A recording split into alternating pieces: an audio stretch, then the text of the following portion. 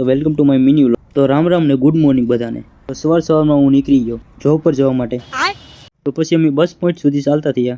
મસ્ત મજાની કેટલા આપવાની ચા પીવા માટે અમે આવી ગયા। અને તમને પણ ખ્યાલ હશે કે કેટલા આપવાવાળાની ચા કેવી મસ્ત મજાની આવે, કોઈ પણ જગ્યાએ હોય। મસ્ત મજાની ચા પણ પી લીધી।